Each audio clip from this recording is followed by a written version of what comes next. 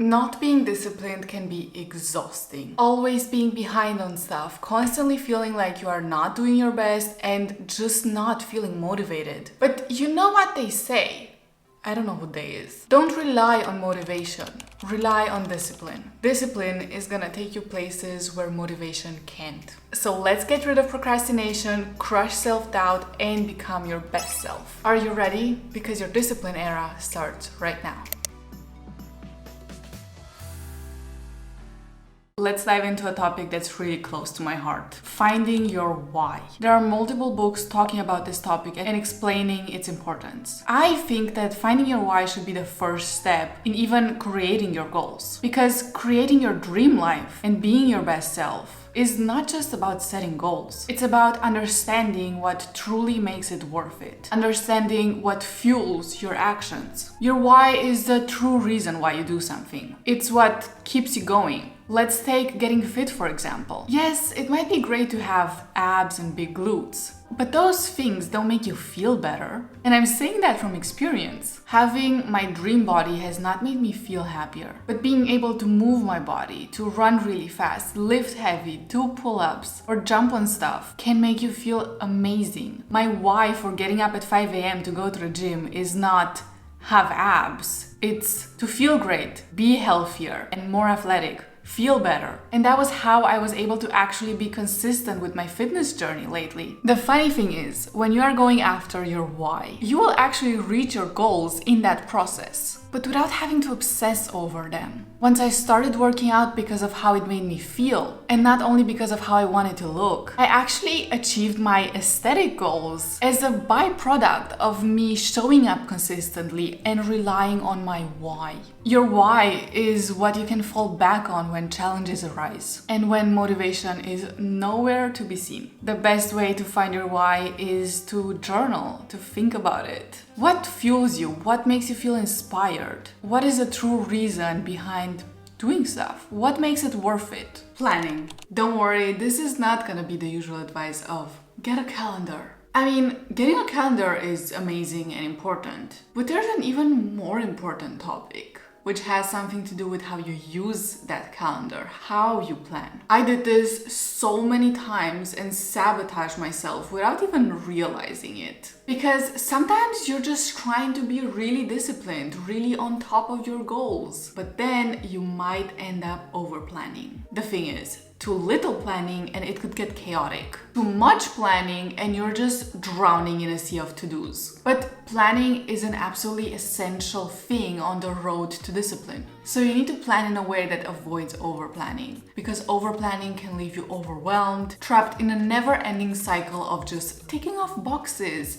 instead of actually enjoying the journey. If you're so focused on planning, you might end up allocating too much time for that, not leaving enough time and energy for actually executing the things that you planned. So how do we find that perfect balance? It's all about focusing on essential tasks and setting realistic expectations. Think quality, not quantity. Plan your day with intention. Finding time for important things, but also for some much needed breaks. Remember, discipline is not about squeezing every last bit of productivity out of your day. It's about consistent action and making the most of it while still keeping your sanity intact. So let's embrace planning as this really necessary and essential tool. But let's also keep it real and try to avoid this over-planning, like hustle culture rabbit hole. Creating systems. I never understood this whole systems thing until recently.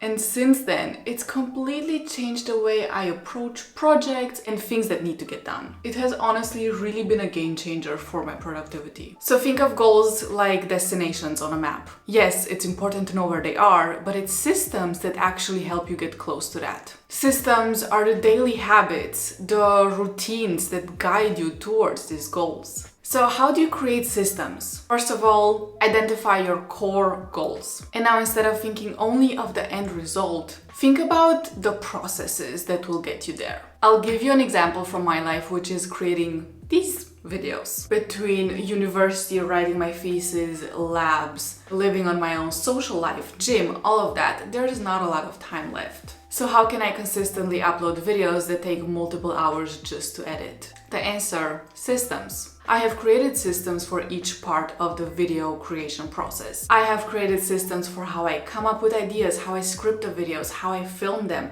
how I edit them. So you need to create a system that aligns with your end goal, but which breaks down the goal into actionable steps. Things that you can do every single day or every single week repeatedly. And then with the help of consistency, these systems will become part of your routine, which will then help bring discipline and progress into your everyday life. Think about what steps you can do every day that will get you a little bit closer to your goals. Just remember to not only think about goals, but also consider the sustainable systems behind these goals that will actually help you take steps towards your goals. To truly enter your discipline era, you need to immerse yourself in your goals. Whatever your goal is, read books about the topic, read articles, follow people that talk about the topic of this goal. What I'm saying is be willing to learn. Don't just put in the bare minimum. You'll probably not get out a lot. Like, how can you reach a goal if you're not willing to put some time into it, to learn about it, to get better? The more you immerse yourself in something, the deeper your understanding will become, and you will be able to reach your goal more easily. I am just now finishing my bachelor thesis, my final dissertation, and it has truly taught me so much. I decided to write about a topic that I wasn't really familiar with. I thought it was interesting. I thought it was fascinating, but I didn't know much about it. So while researching and understanding how difficult this topic was, I often found myself thinking, why did I do this? I could have just chosen an easier topic, but I pushed through it. So I started reading books about that topic, even books I wouldn't actually use in the thesis itself. Started watching videos, listening to podcasts, and whenever there was something in an article that I wouldn't understand, I just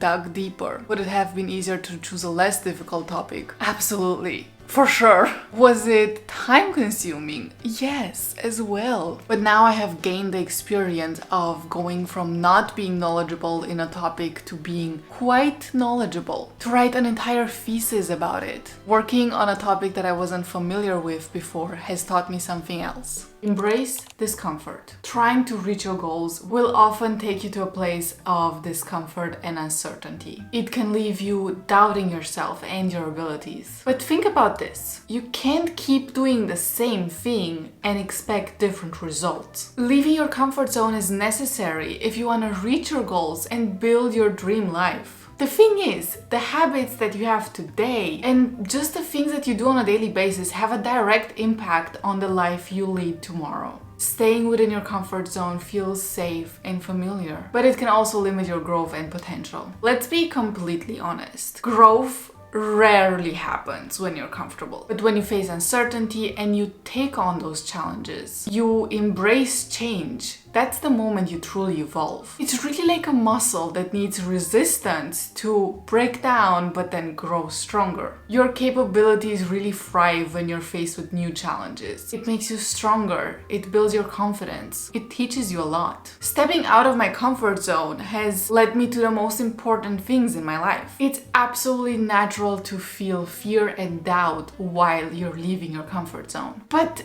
these feelings are often just a sign that you're actually on the right track. They show you that you're aiming a little bit higher than you used to. Don't let fear hold you back. So think about, what dreams have you avoided? What are those things that you would like to do, but there's just so many doubts about it? So one of the best things you can do is to just embrace the discomfort. Growth truly thrives in discomfort. When you are on this journey of trying to reach your goals, working hard, trying to be productive, having a routine, being disciplined, sometimes it's so easy to lose sight of what is actually important. In the end, it's still important to enjoy your life. To not have your entire life revolve around your to-do lists. To not base your happiness off of if you reached a certain goal or not. I feel like right now I am at an age where this is the time to put in the work, to try to make it in life, to build my path. And while I do have goals and I really work hard to achieve them, I sometimes need to take a step back and to remind myself to be kind to myself, to enjoy my day-to-day life. That it's okay to take a break.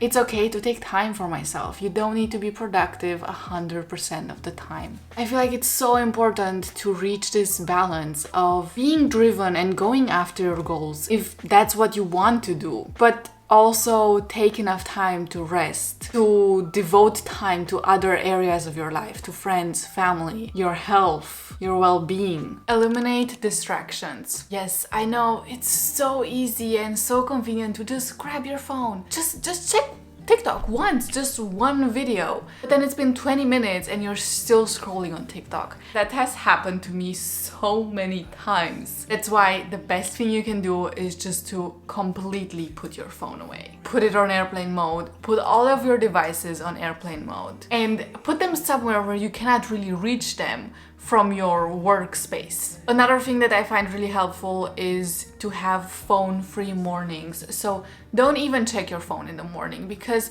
I have noticed when I don't check my phone in the morning, I'm less likely to check it, to keep checking it throughout the day. I really hope this video helped. If you want to see more videos like this, subscribe. If you're not subscribed, what is happening? Why are you not subscribed? I will see you in my next video. Bye bye.